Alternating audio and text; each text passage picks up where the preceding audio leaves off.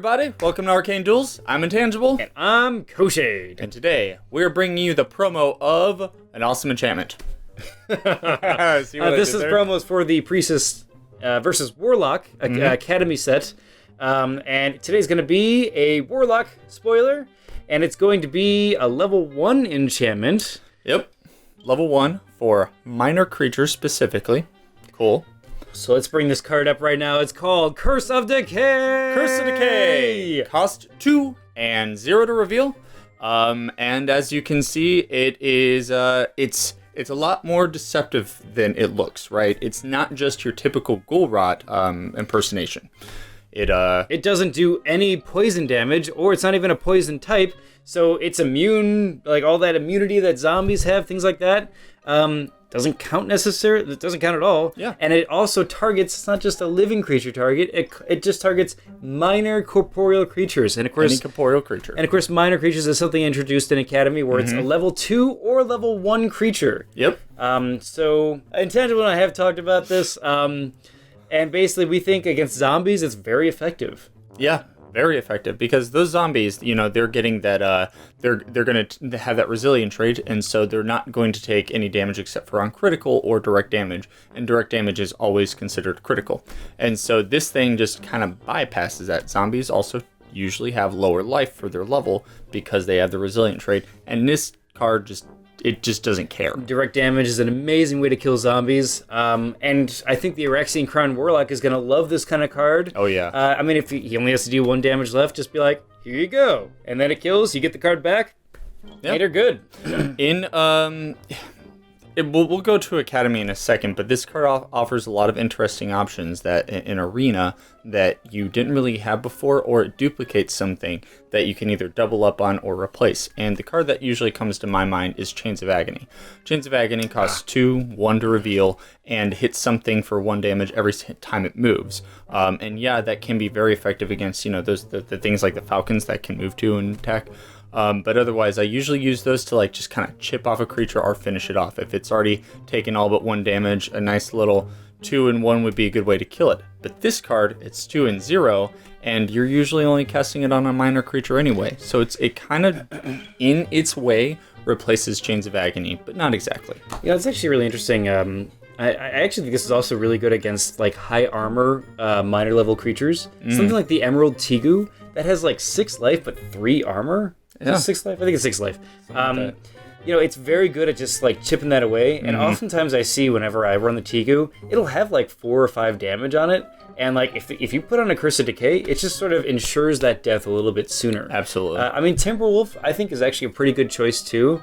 Granted, it's not going to kill it immediately. Yeah. But it's slow. If you can deal like 3 damage to it and just sort of passively take it out, then it's totally worth it. Yeah. I think so too. Timberwolf is a hard comparison because it is the level 2 creature to beat, and so like nothing exactly just works against Timberwolf. Yeah, it's so tough. To have a card that says it kind of does work against Timberwolf, that's probably the best you're going to get. Also, I mean, I think that damage barriers with this card can sort of combo together really well. Yeah, they can. You know, if you have like, because you're probably going to be a Dark Mage doing this, maybe a Raxian Crown, maybe like the, what is it, Circle of Fire. And so if a minor creature attacks you, boom, you have that extra 2 dice on the damage barrier, and then this deals that extra damage, so maybe during upkeep you just sort of deal 2 to 3 damage to it. Passively destroy it. Yeah, right? It's a nice card to have. It's one of those cards you don't really care about the mana efficiency of it. I mean, it is mana efficient at least if it gets 2 damage off. But regardless, it's one of those things to where Mage Wars is a game about trying to keep your creatures just barely alive. As in, if I attack something and I would normally kill it, if you could reveal an enchantment that keeps that creature alive by even 1 health, that's worth it. Attack. Because that's an extra attack. Who's gonna dispel this? Yeah, like it's not worth dispelling. It's really in most not cases, worth dispelling. You know? Because that dispelling it is almost like half the cost of the creature you're trying to save usually. But yeah, it has a lot of options. You can just kind of run a couple in a deck and see how it turns out. It's worth trying. Now, we promised we would talk about Academy. So, in Academy, if you'll notice, there's been a lot of creatures coming out with a lot of health and armor, but do low dice of damage. Yes. Yeah. And this is kind of one of those cards that helps work around that. Absolutely. If you're having problems with like any of those beasts that also have like that low health but have this really weird ability that's hard to take out, I mean, just throw this on it and you'll sort of passively take care of it. Yeah, absolutely. Honestly, it's a pretty solid card, and I'm excited to use it against the Beastmaster mainly. Yeah, the Beastmaster does need a few things that'll knock him down a peg. It's good against a lot of cards. Like, oh, absolutely, great yeah. for Taraki.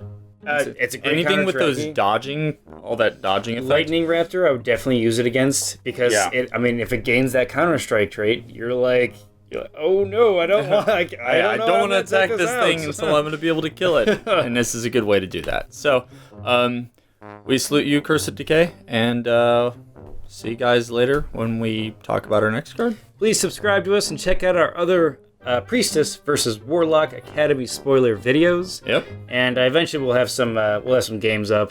Depending on when you're watching this, check those games out too. Yeah. See you guys later. It's a really cool card. It is a cool card. It's a nice. It's neat. It's like you should throw it like at least one in every dark. You don't want to get rid of it. And if you're in a Waxing Crown, I would throw at least one. Just pass them out. Just like candy. Just like, oh, look at that. Any of those like Timberwolf like enchantment transfusion things. I'm gonna be like, all right, let's just start passively killing this. So if you enchantment transfusion, just kill it. You know, that's kind of what's so good about it too. Is it's proactive. It's not like like Minor Essence Drain could be not effective at all. But this thing is. If I were to consider like leather gloves or this, I might be like, well, I guess I'll just throw this out there. You know what I mean? Because it's like it's 2 mana. Leather gloves may not help you at the moment, but this could. Yeah. When don't you have 2 mana? You know, as a quick cast too. Yeah. It's cool. It's a cool card. Cool card. Oh, yeah, we should probably end this. Bye.